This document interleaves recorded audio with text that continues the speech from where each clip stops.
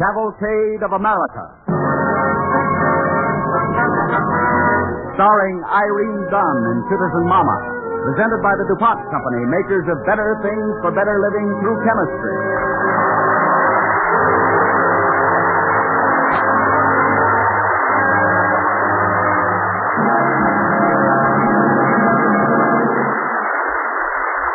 Good evening. This is Bill Hamilton.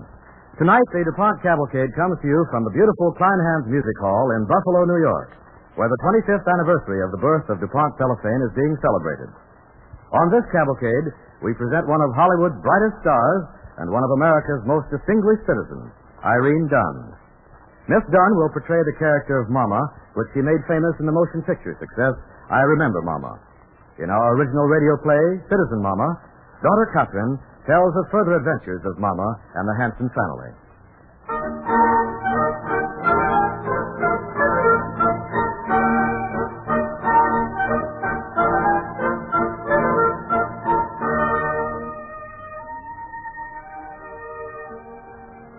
I remember San Francisco and the house where I was born.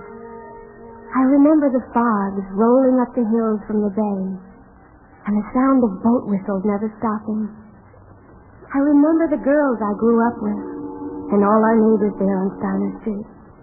And I remember Niels, my big brother, and my little sister Dagmar, and of course Papa. But most of all, when I think back on those days, most of all, I remember Mama. Catherine, Dagmar, Papa, yes, supper is on the table. I'm hungry. Yeah, How come. can you be, Dagmar? With all that bread and butter and sugar you just ate. Well, I don't eat much now, do I, Papa? Only 1 meal a day, all day long. Yeah, well, it's good to watch people eat. Only sometimes I wish we could eat the dishes, too.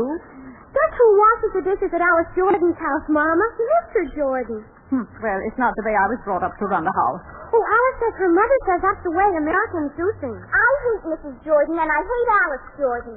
And especially I hate her snippy little brother, Tommy Jordan. I hate him. Dagmar, not a nice way to talk. I mean it, Mama. I hate Tommy. But did he do something bad to you? He keeps calling me a Scandinavian, and I can't stand it. Well, it's nothing to be ashamed of. Your parents come from Norway, Dagmar. But Tommy told everybody I shouldn't be the Statue of Liberty, Mama. Well, what has the Statue of Liberty got to do with things? I'm it. Our teacher picked me. We're going to act out a wonderful play all about history. It's called Sam and Sandra Meet Their Uncle Sam. And you're to act a statue, Pa? I know it already, too, Mama. I am Liberty. I hold my torch high for the whole world to see. Why doesn't Tommy want you to be the statue, Dagmar? He's jealous because he's only the Louisiana Purchase.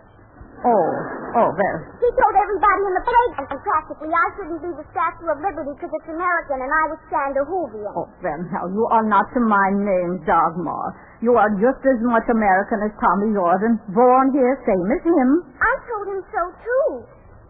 Then Tommy said his father said that you and Papa aren't citizens. He said his father tried to get you to vote or something in some election or something, and you couldn't because you weren't citizens. Is that true, Mama? Yeah, that is true, Dagmar. Oh. Why aren't you a citizen, Papa? Well, it's not important for grown-ups, Dagmar. Tommy says the government won't let you. Oh, no, it's not true, Dagmar. Only first Papa must take out what they call the second paper. Then Papa and I will be citizens just as much as Mr. and Mrs. Jordan. When are you going to get this paper, Papa? Oh, soon. Soon. You've been saying that since I was smaller than Dagmar, Papa. Now, Nils, it's not up to you what Papa does. Papa has always been so busy making money for the family. He's had no time to get the citizenship papers. Well, I wasn't criticizing. I don't blame Papa. I wouldn't want to go to night school either. You mean Papa would have to go to school to be a citizen? Well, naturalization school, they call it. School? Papa! There's nothing funny about that, Dagmar. Would Papa have to bring home a report card? This is school for grown-ups, Dagmar. Everyone who comes from the old country almost goes there.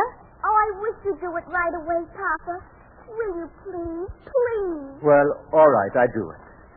I do it soon, Dagmar. Oh, do it now, Papa, please. I want to show that Tommy Jordan who's a Scandinavian.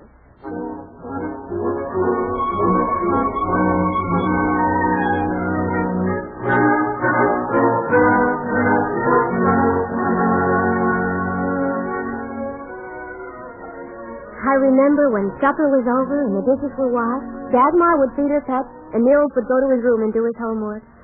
I took piano lessons and had to practice every night. This was the only time of the day Mama would ever stop working. While I played, she and Papa would sit in the kitchen and drink coffee and just talk. Good the way Catherine plays that folk song now. Yeah. I love to stay among the hills, seated clover. Their lives are fine in their bogles gay, with jackets bottoms silver over. I never forget time you sing that song at the same time I'm asking your father if I can marry you. Remember, Martha? Yeah, love. I was standing in the kitchen. I could hear every word you and Papa were saying. Oh, your father was saying, you mean. I was too afraid to say one word. Oh, I still get nervous when I think of listening. That's why I start to sing that time, so I cannot hear what you and Papa say. Oh, it's a good thing you did, Martha, or I would not have had courage to ask him yet. Oh, it's awful to be so shy as I am, Martha. I think I'm going to die right on the spot. And then I hear you and I think how much I love you, and somehow I find words. Always I've been glad you did laugh. Sometimes I think I'm not good enough for you. Oh, you are best man I know. And that's plenty good enough for old married woman like me. Yes, but it's not good. I bring shame on the children. I should be American citizen, so? Well, I like if you were, Lars. Children should not feel different from other children. It's bad.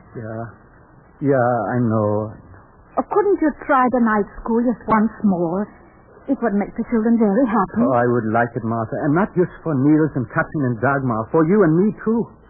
America's fine country. I would like us to be citizens. Lars, you already have first papers.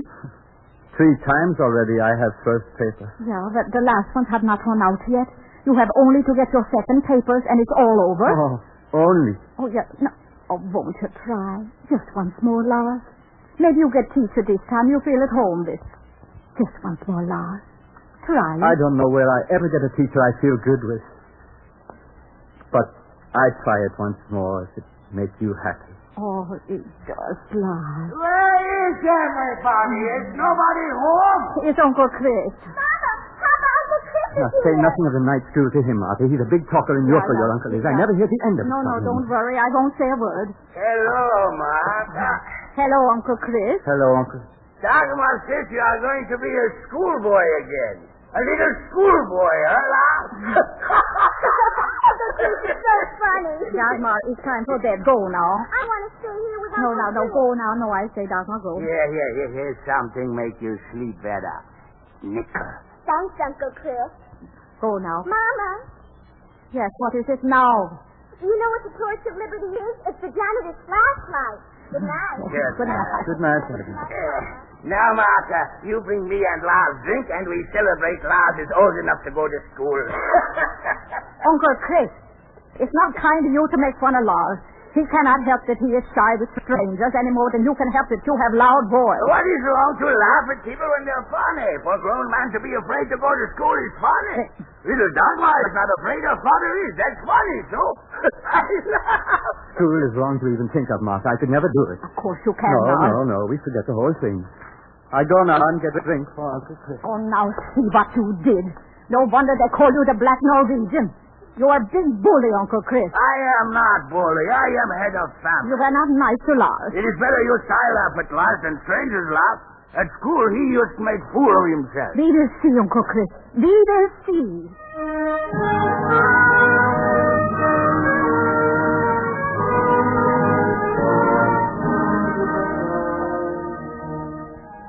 I remember when I came home from school the next afternoon, I could hardly believe my eyes.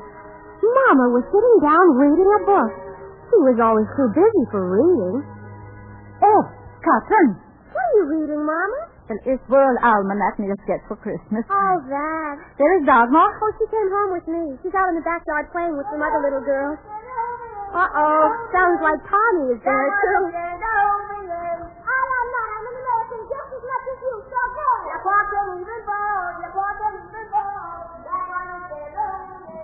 I wish the those kids would leave Dagmar alone. Catherine, I must go downtown for a little while. You look after Dagmar in the house. Where are you going, Mama? Well, I cannot tell you now, Catherine. Later, maybe.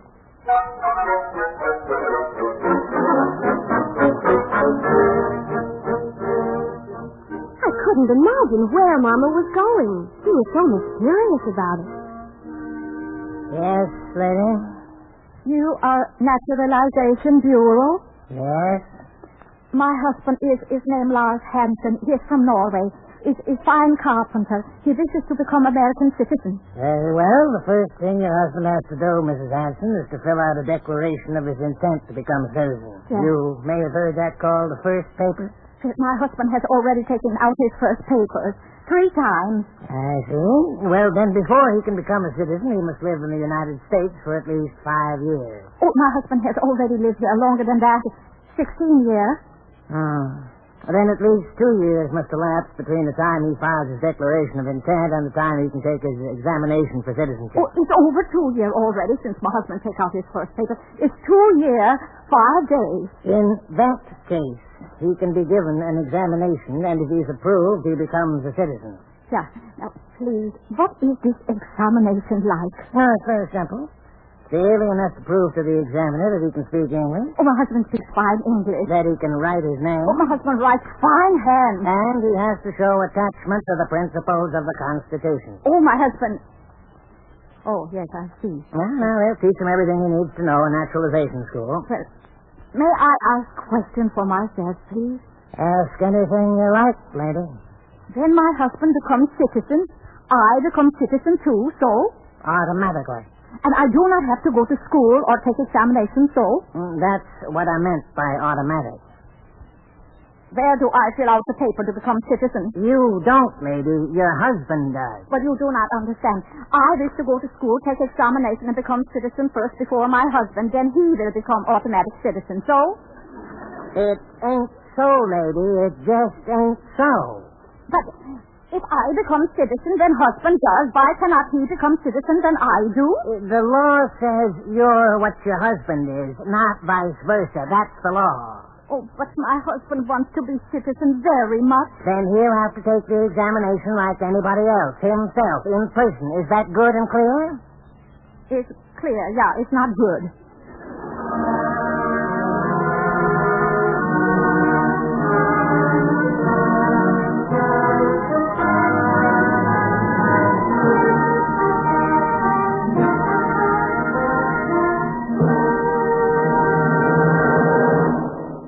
You are listening to Irene Dunn in Citizen Mama on the Cavalcade of America.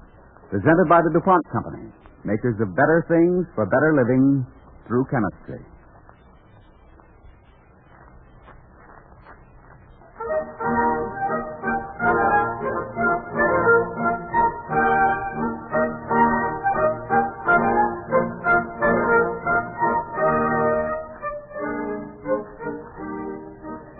Mama didn't tell us then about her visit to the Naturalization Bureau, and she didn't say any more about Papa becoming a citizen. But she began acting more and more mysteriously. 3 nights a week she went out by herself.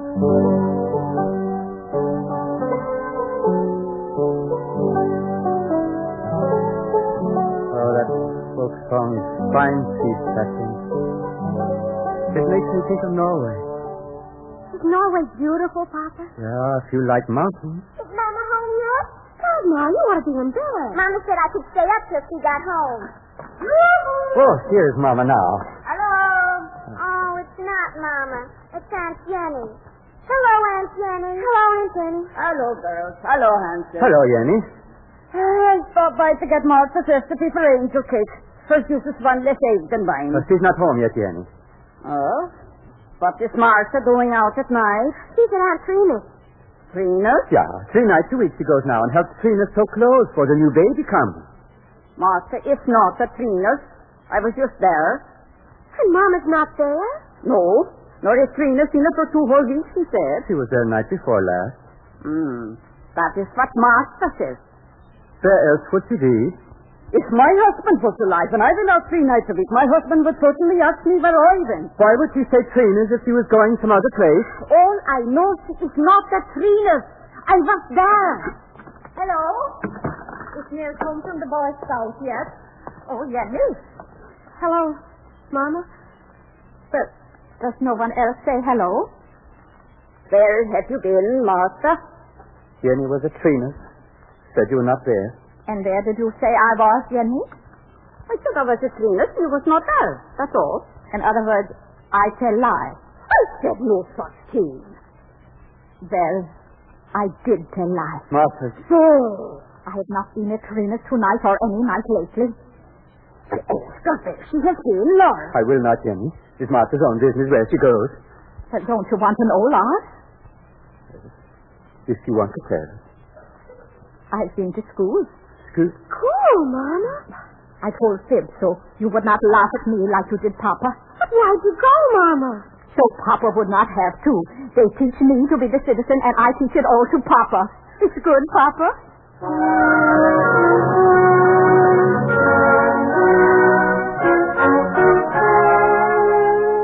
So every evening for the next few weeks, Mama taught Papa the things she had learned in the naturalization class at the night school. Now, Lars, what 3 branches is the United States government divided into? The executive, Good, the legislature, good. and the You? judicial. It's very good, Papa. We were also very helpful. But as I look back on those days, I wonder if Papa didn't secretly regret that he hadn't gone to the night school. But he studied very hard, and the whole family was proud of the progress he made. I bet you get 100 when you take your examination, Papa. Don't get so excited you forget to eat your supper, Dagmar. Oh, fat Chad. You know what I told Tommy, Papa? I told him that I bet you knew just as much about the government as the president, practically. Maybe only as much as Vice President Dagmar. When do you have to see the examiner, Papa? Well, last week, Mama had me fill out the paper, and we sent it in, Catherine. Then they write a letter when they want. Oh, do you think it'll be soon, Papa? Oh, it's most likely, yeah. Gee, I get scared just thinking about it. What's there to be scared of?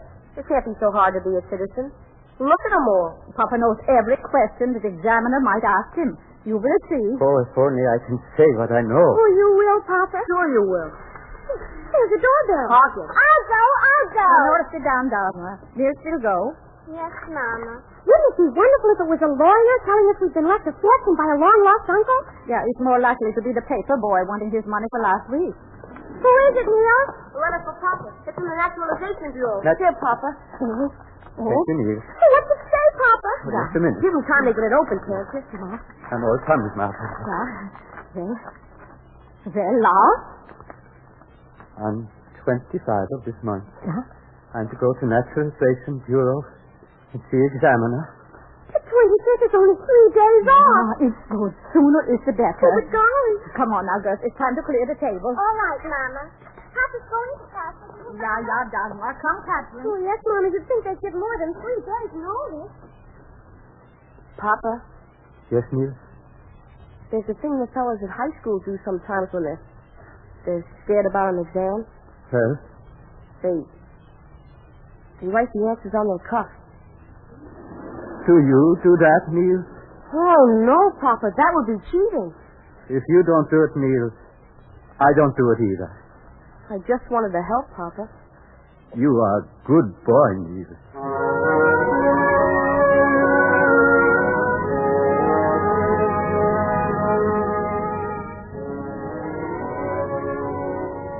I'll always remember the day that Papa saw the examiner. We were all there with him. Papa wanted us to be. Uncle Chris and Mama's sister Jenny were there, too. They were character witnesses. Why is Lars so pale? Is he maybe catching something? Lars is catching cold feet. Uncle Chris, please. It's no need to be afraid, Martha. I fix everything for Lars. Lord Hanson. Is Lord Hanson here? Yeah, here. He's right here. Come forward with your witness, please. Go on, Lars. Go on. Which of you is applying for citizenship? My nephew-in-law here. I am witness for him. I am also here. I am Christopher Halverson, 17-year citizen of this country. My nephew-in-law will make first-class citizen. Are you in it? Well, yeah. He will be one of best citizen. I swear oath on that. One of very best citizens. So you make him citizen now, huh? I'll have to ask the applicant some questions before I can make any recommendations. Questions? Well, what is use of questions? He'll make good citizen. I know him. That alone is not sufficient, sir. Why not? I am head of family. I'll have to ask you to let me get on with the examination, sir. But I am witness. And when I need your information, I'll ask for it. Meanwhile, I think you'd better stand over there. You'll do as the man says, Uncle Chris. Yeah, it was not like this when I became citizen. Now, you are Lars Hanson? Are you Lars Hanson, I said? He is, I am Mrs. Hanson. Let the applicant answer his own questions, please. One of the purposes of this examination is to find out how well he speaks English. Oh, his English is fine. No interruptions, please. Now, according to this application, you've been in this country 16 years. Is that correct, Mr. Hanson? Is it? Please answer aloud instead of nodding, Mr. Hanson. That's the only way I can tell anything about your English. Do you understand me? No, out loud. Say something. Anything. Tell me why you want to become a citizen, for instance. Why do you want to become a citizen, Mr. Hanson? Tell me. Papa just stood there, trying to get up courage to speak. He looked more and more helpless and miserable, and the examiner's face took on a very doubtful expression. And then the strangest thing happened. Mama began to hum that little Norwegian folk song I played. Then Papa looked over at Mama, and he smiled. And then he turned back to the examiner. I want to be a citizen because my wife wants it. My children want it. And I want it. The whole family wants it. Very much. That's a very good answer, Mr. Hanson. Of course, there was more to the examination than that. Papa was good on some of it and bad on some of it. Just enough to leave us in suspense for a whole month.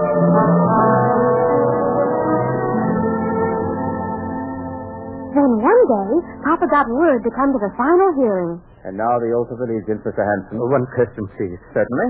When I become the citizen, my wife does too, so? That is correct. Then may my wife take oath of allegiance now at the same time with me? She may. Read it, please. I hereby declare on oath that I absolutely and entirely renounce and assure all allegiance and fidelity to any foreign. So Mama and Papa stood there hand in hand and said the oath. And I think we were almost as proud of them as they were of each other. Against all enemies, foreign and domestic, that I will bear true faith and allegiance to the same, and that I take this obligation freely, without any mental reservation or purpose of evasion, so help me God.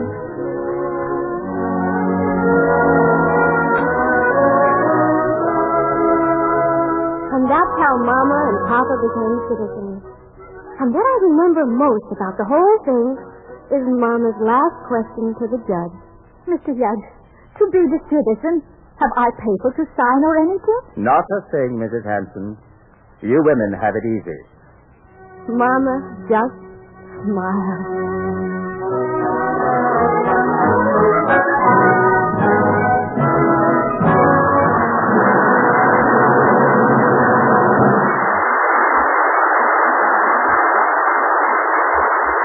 Now, Bill Hamilton speaking for DuPont.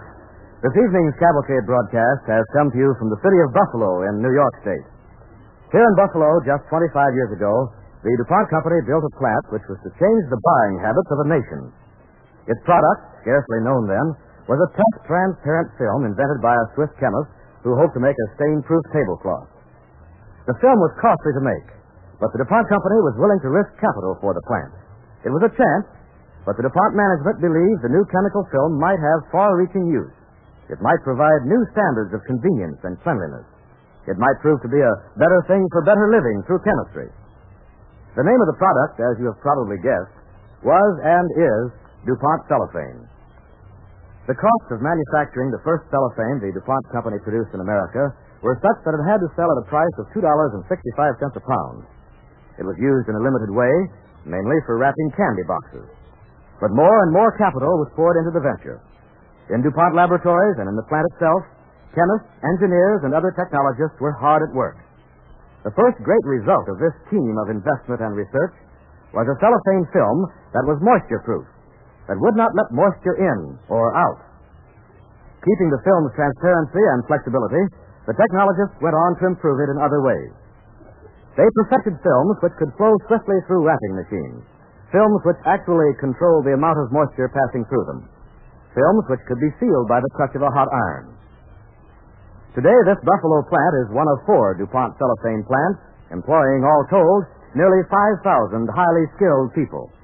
More than 50 different types of cellophane, developed by DuPont, are now in use in more than 5,000 different ways. And through the continuing effort of DuPont men and women in laboratory and plant, production has been made more efficient, output constantly increased. Today, on cellophane's 25th birthday, a much-improved cellophane sells at an average price of 48 cents a pound, as compared with the original price of $2.65. Quite a number of men and women from the Buffalo plant are in our Cavalcade studio audience this evening. Together with the people in the other plants, they can justly feel that as part of this team effort, they have made an important contribution to the living standard of America. They have helped to create jobs for themselves and others. They have helped to bring success to hundreds of small businesses all over the country, whose products gained wider acceptance through improved packaging. In 25 years, cellophane has established a record of real service to industry and to the public. Cellophane, the transparent film that shows what it protects and protects what it shows, is one of the DuPont Company's better things for better living through chemistry.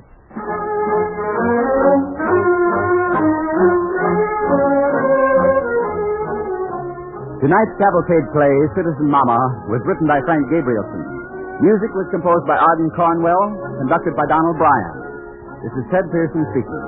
Be sure to listen next week when Cavalcade presents a colorful and thrilling romance of the South, Dinner at Belmont, starring Janet Blair, Arthur Kennedy, and Marjorie Morgan.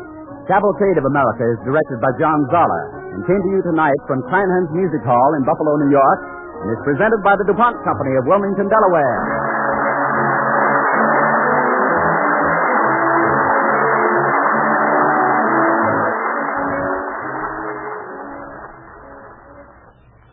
This is NBC, the National Broadcasting Company.